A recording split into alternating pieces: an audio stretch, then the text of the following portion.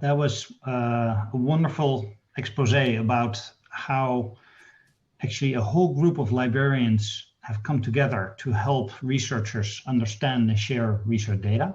I mean, whenever I talk to you, you actually mentioned the number of people that actually already have gone through these trainings, and these are train the trainer modules. And you didn't mention that number. How many people have gone through this? So last week, we were pleased that we reached our over 5,000 learners who have completed or taken one or more modules within RDMLA. It's not required that you complete every module, and you don't have to take the module sequentially. You can pick and choose. But we've had over 5,000 learners choose one or more modules and go through the program. We were really excited to reach the 5,000 mark. We've only been launched for a little over a year. Wonderful, thanks. That's really strong growth. By the way, for our technical staff, I think we can close the slideshow and focus on the discussion now. Thank you. So I guess maybe to start off, question for you, Elaine, that I saw asked from the audience, from Nina Exner to be specifically. I'm not sure if you're able to answer the question, but at least maybe you can share your opinion.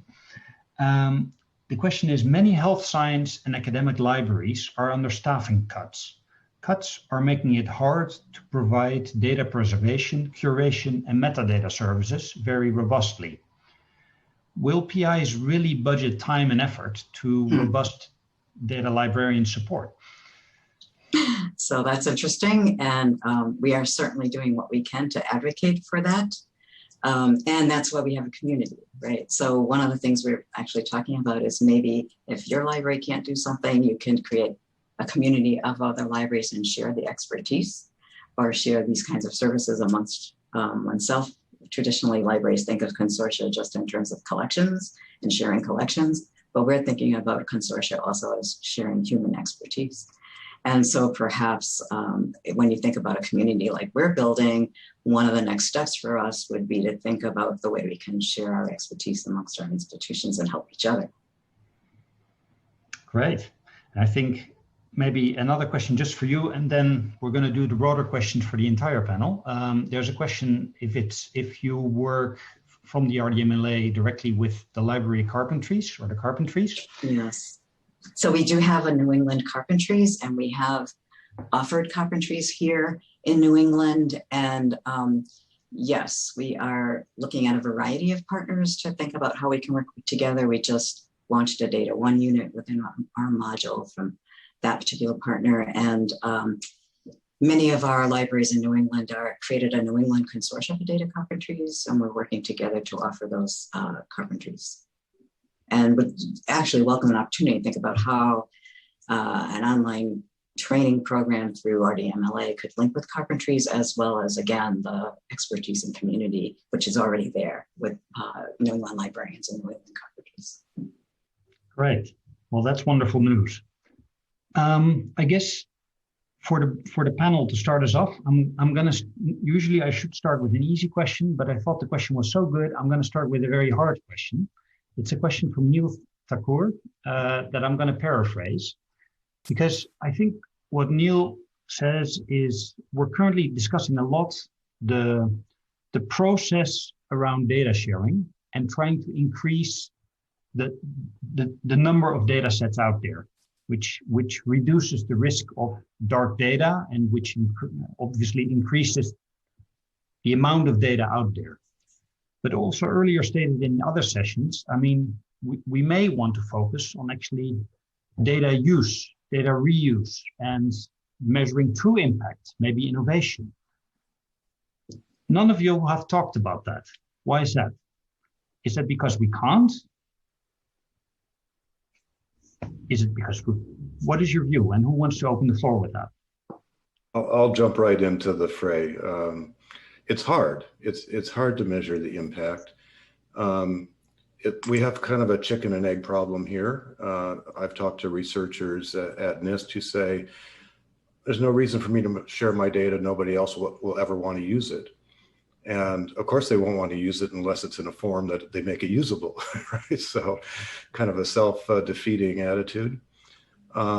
But we do have examples, and I'll go back to my long time in astronomy, where the availability of open data has had a tremendous impact. One that I can cite from close knowledge is the Hubble Space Telescope. The archive there has generated nearly 3 times more research papers for archival researchers than it has for the principal investigators who actually have the observing time.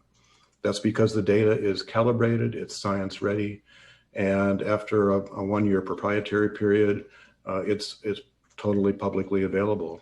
And many data sets now are being made publicly available as soon as they're acquired.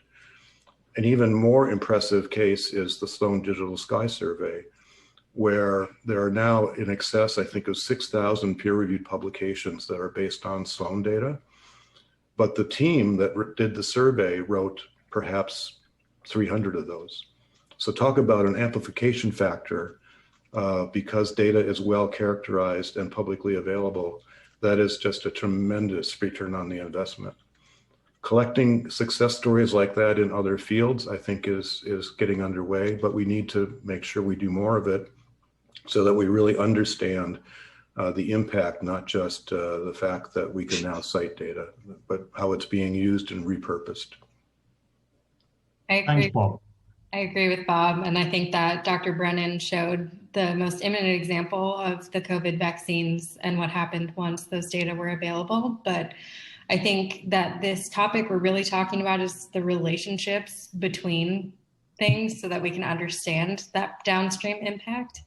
But if we don't have relationships even declared, then we don't have the infrastructure to understand these questions that we're asking about impact. So that's why I think that I would prefer that we focus on the challenge that we're facing, which is publishers, repositories, the places where the scientific information is going, that they declare those relationships that we can really actually get there. But right now we really need to stay focused so that we can get there. Yeah, I would only add that the challenge is particularly in the so-called long-tail data. We've seen in the presentation before that long-tail data constitutes, in certain disciplines, 85% of the data that is being produced. And of course, if you have large data sets, such as the data sets that Bob was mentioning, the effort for making them science ready is more than justified. And but if you're just publishing small amounts of data, it's probably, the overhead of making sure that those data are science ready is probably higher, and that is probably slowing down the practice of data sharing in a way that is really reusable. Because I think I've seen some comments during this session about sharing data, but for the sake of sharing almost, which does not mean, and let me say that it does not mean necessarily that data will become reusable. So both things have to be taken into account, and I fully agree with Daniela. We should make sure that citations are there in papers, that linking is possible, but it's also clear that there is a challenge, especially for those long tail data, to make them fully reusable. We need to make, as much as possible, data be born fair so that the curation efforts and so forth are minimized, and metadata capture happens at the instrument or at the computer simulation as a matter of fact. Yeah, and I think that ties into the discussion between data citation, data sharing, and data management plans, because at the end of the day, it's about being fair throughout the life cycle of research data. Even when you start thinking about how am I going to treat data, where I'm going to publish it, how am I going to archive it. Yeah. Elaine, do you want to add to that, or shall I ask another question? Which I have another question this way. So I'll ask another question, and I hope we can elicit the same discussion, but this time I hope we can start with you. So I think an interesting question from Biru Zhu. Again, I hope I pronounced your name correctly. I would like to know more about the technical difficulties for institutions who want to make DMPs interoperable into their university systems. particularly for admin purposes. And I was thinking maybe you already had thought about that. So how can we make DMPs more interoperable into university systems and indeed tie the early signals to the publications, to the citations? And I think Daniela also mentioned that. Do you want to start on that, Elaine? So we have a data management working group and a data governance team. And as part of the initiatives related to these groups, we're creating a system within the institution to think about the various data sources, where they come from, how they're managed, and how they should be shared. And this team has representatives from IT, the Office of Research, the library, et cetera. And we have a working group that is planning all of this. And then to create some kind of system within the institution to think about data solutions that would bring all these together into like data warehouses and data repositories and an overall data solution system that would be accessible. And obviously there are products out there, Elsevier has some, that do these kinds of things, and as well as internal, systems that do this kind of thing. And so for us, it's a question of working with the different governance and sharing groups to come up with a research solution that would allow for multiple avenues and sources of data, and then how you share it, including DMPs. Daniela, Bob, Alberto, do you want to add to that? I guess I would just add that, you talk about interoperability of DMPs. So interoperability requires some level of commonality, some sort of structure that DMPs can be embedded in, be it XML, JSON, whatever. You have to agree on some sort of common template, some sort of common metadata elements, such that you can actually achieve some level of interoperability. And that can be difficult, especially think of a university where there are dozens and dozens of different research fields going on simultaneously. Even at NIST, we do things from, chemistry, biology, materials science, engineering, et cetera, et cetera. So coming up with a useful common denominator is not easy when you're trying to encompass so many different disciplines. But that doesn't mean we shouldn't try. And again, as I think as Daniela's been saying, let's start with what we can do, and then build it out as it becomes more necessary. Thanks. So I think looking at time, we have time for one or two more questions, and I think there's a lot of interesting questions. So I want to maybe pose another one. And this is a proposal for, instead of looking at a single metric like citations, the question is from Anonymous: would including a track record of robust data sharing in the past as part of scorable grant award criteria be a strong incentive to write and comply with DMPs or DSPs? So who would like to, I think it's an interesting proposal for NIH. So I've heard this approach as well be suggested. I've also heard, like on the behalf of certain funding agencies, that they have no resources to carry out that sort of tracking and validation. So it becomes, I think the solution here is really more peer pressure. We have to start to see communities expecting this colleague to colleague, and perhaps we need some shunning or something like that for people who don't participate properly in the research environment. And Daniela and Alberto, the current tracking of data sets to researchers is not good enough to be used yet for this kind of proposal?